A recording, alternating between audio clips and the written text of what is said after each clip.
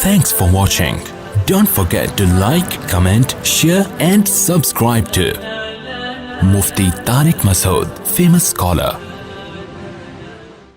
یہ خوب سمجھ لیں کہ آج کل جو صحت بنانے کے ٹوٹکے آپ لوگ یوٹیوب پہ دیکھ رہے ہو نا، یہ کھانے سے یہ چیز تیز ہوتی ہے، یہ کھانے سے یہ ہوتا ہے، کچھ بھی نہیں ہوتا اس سے.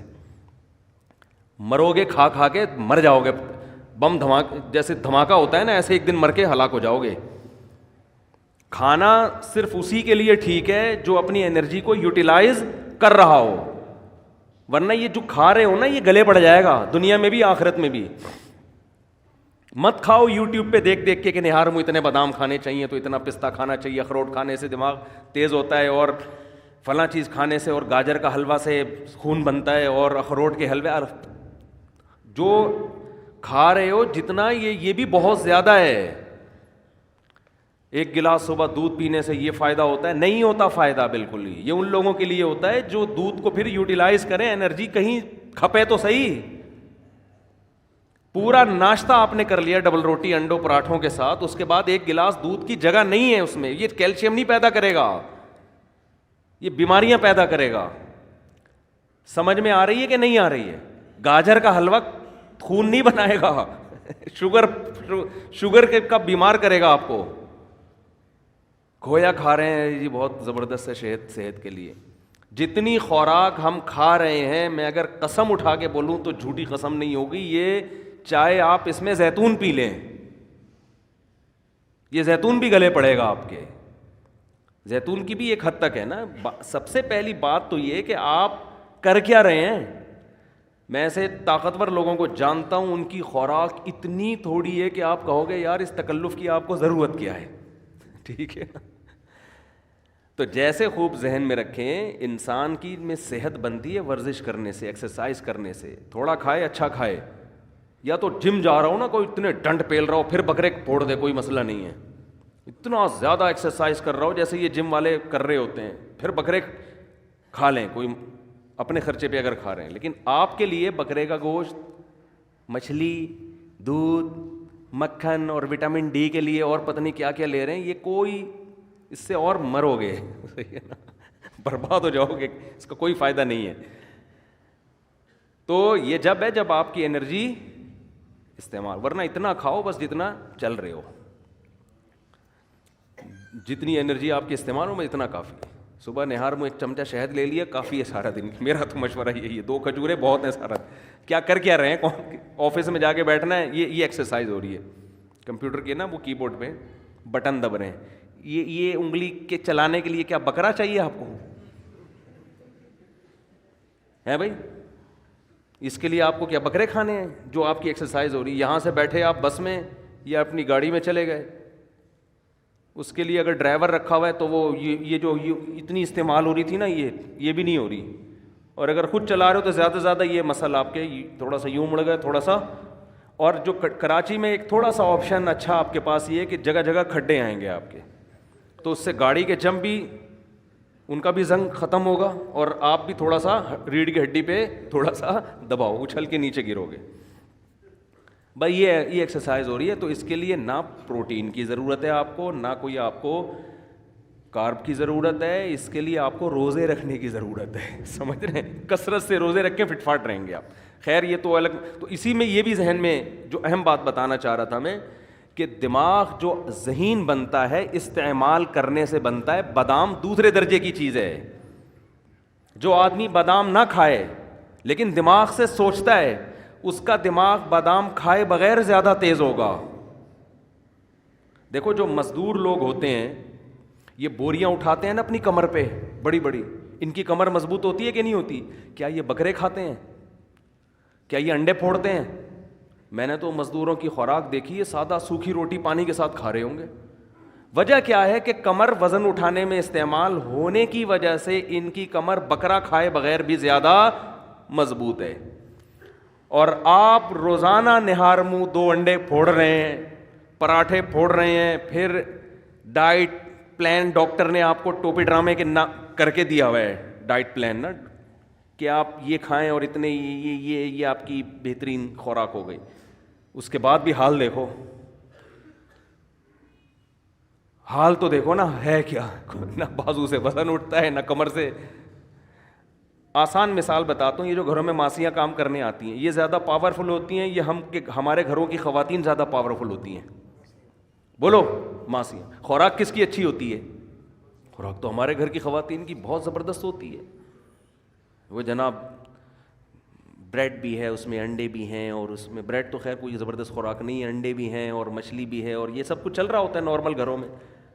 لیکن وہ ماسی کی کمر میں پورا گھر پہ پوچھا لگائے گی, کبھی اس کو یہ نہیں ہوگی کہ آج میرے کمر میں درد ہے. اور بچہ بھی گود میں ہوگا, اس کو فیڈ بھی کرا رہی ہوگی. وہ بچہ گود میں بٹھا کے کمر پہ بٹھا کے پورے گھر کا پوچھ. وجہ کیا ہے کہ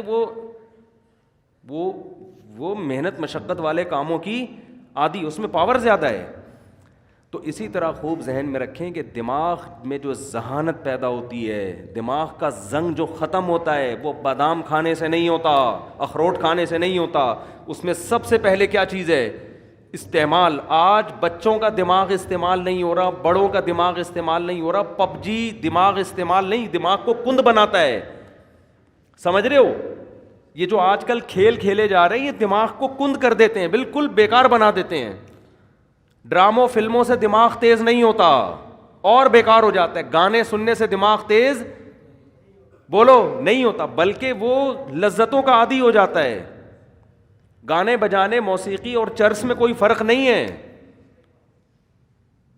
وقتی چسکا ہے. جیسے چرس کا چسکا ہے ایسے ہی موسیقی کا بھی ہے. تھوڑے دن میں, تھوڑی وقت میں اس میں بور, اور پھر اس کو مزید کچھ آگے کی چیز چاہیے. تو دماغ میں اگر آپ نے تیزی پیدا کرنی ہے تو سوچو, سمجھتے ہو, استعمال کیا کرو, پلاننگ کیا کرو صبح صبح اٹھ کے. پھر اس کے بعد جب دماغ آپ کا سوچنے سے تھکے گا تو بجائے الٹی سیدھی چیزیں کھانے کے اخروٹ کھا لو. اس سے کیا ہوگا؟ اس سے دماغ کو طاقت ملے گی. بادام کھا لو, اس سے دماغ کو طاقت ملے گی. پھر اچھی اچھی چیزیں کھاؤ اپنے خرچے پہ. لیکن جو پہلے جو بڑے بڑے ذہین لوگ پیدا ہوئے ان کو تو اخروٹ میسر نہیں تھے, لیکن کیسے کیسے کام کیے انہوں نے. میں نے ڈاکٹر ذاکر نائک سے پوچھا, آپ اتنے تیز ہو, آپ ایسے حوالے آپ کو رٹا لگائے ہوئے یاد ہیں کہ آپ کون سی مارکیٹ سے بادام خریدتے ہیں؟ انہوں نے کہا کہیں سے بھی بادام نہیں خریدتے. کیوں؟ دماغ کیا کیا ہے؟ استعمال کیا ہے نا. استعمال کر کر کے کیا ہو گیا؟ تیز ہو گیا. تو بچوں کو بھی دماغ استعمال کروایا کرو. اور دماغ اگر آپ کے پاس استعمال کرنے کا کوئی طریقہ آپ کو سمجھ میں بالفرض اگر نہیں آ رہا تو 2-3 کام ایسے ہیں جن میں دماغ بہرحال کھپتا ہی ہے. قرآن حفظ کرنا شروع کر دیں, اس میں دماغ استعمال بولو نا یار ہوگا. نمبر 2, کوئی زبان سیکھنا شروع کر دیں, اس میں دماغ بہت کھپتا ہے. کوئی زبان سیکھنا, کوئی نئی زبان سیکھنا شروع کر دیں.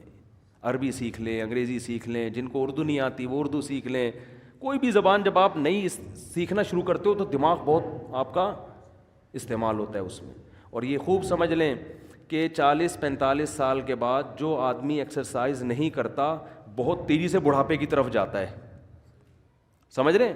کیونکہ اب جسم ریورس ہونا شروع. جو ایکسرسائز کرتا ہے اس کی اسپیڈ کم ہو جاتی ہے, وہ دیر تک جوان رہتا ہے نا. تو اسی طرح خوب سمجھ لیں 40 سال تک تو کھوپڑی کسی نہ کسی طریقے سے چلتی رہتی ہے. اس کے بعد اگر آپ دماغ استعمال نہیں کرتے تو دماغ سونا شروع ہو جاتا ہے آپ کا, کند ذہن ہونا بہت تیزی سے. پھر غائب دماغ پروفیسر نہیں ہوتے جیسے, تو اس میں زیادہ اس بات کی اہمیت ہے کہ آپ 40-45-50 سال کے بعد کوئی نئی زبان سیکھنا شروع کر دیں, استعمال کرنا شروع کر دیں, ورنہ تھوڑے دنوں میں آپ یہاں سے کیا ہو جاؤ گے؟ خالی. تبھی ہم نے علماء کو دیکھا ہے وہ بڑھاپے میں بھی صحیح دماغ ہوتا ہے ان کا. وجہ کیا ہے؟ ہمارے شیخ حضرت مفتی رشید احمد صاحب رحمہ اللہ تعالیٰ 78 سال کی عمر, بالکل صحیح دماغ.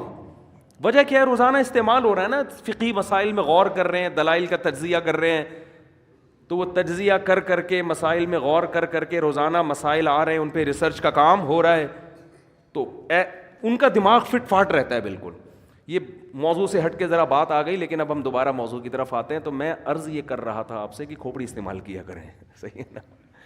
کھوپڑی ایسی استعمال ہوگی, کوئی چیز سیکھیں, کوئی تجزیہ کرنا, کہ کتاب لکھنے سے بہت فائدہ ہوتا ہے انسان کو, لیکن خامخواہ کی کتابیں نہ لکھیں فضول بھرمار. کوئی تحقیقی کتاب جس میں آپ کی کھوپڑی استعمال ہو. تو خیر, تو میں یہ عرض کر رہا تھا کہ اندر کا جو انسان ہے نا, اندر کا انسان اس اندر کا انسان اگر باہر کی وجہ سے خراب ہوگا تو ڈاکٹر صحیح کر دے گا اس کو, نیند صحیح نہیں ہو رہی, یہ لے گولی کھا کے سو جا, یہ کوئی کیمیکل آگے پیچھے ہو گئے ہیں. لیکن اگر اس کی باہر کی وجہ سے نہیں ہے, یہ اندر ہی کا فالٹ ہے, تو یہ نفسیاتی ڈاکٹروں کا کام نہیں ہے. یہ کس کا کام ہے؟ پیغمبروں کا. اور جو پیغمبروں کے جانے کے بعد جو پیغمبروں کے وارث ہیں, جو پیغمبروں کو فالو کرتے ہیں, وہ صرف علماء ہیں, اس کے علاوہ کوئی بھی نہیں ہے. وہ عالم جو باعمل ہو, وہ عالم جس کے پاس صحیح علم ہو, اس کے علاوہ اندر کے انسان کو ٹھیک کرنا کسی کے بس میں نہیں ہے. اور ایسے عالم جو باعمل بھی ہوں اور علم بھی ہو اور تجربہ بھی ہو, ان کو بزرگ کہا جاتا ہے ہماری اصطلاح میں. سمجھ میں نہیں آتی بات؟ تو ہم یوں بھی کہہ سکتے ہیں کہ اندر کا آدمی بزرگوں کی بغیر ٹھیک نہیں ہو سکتا.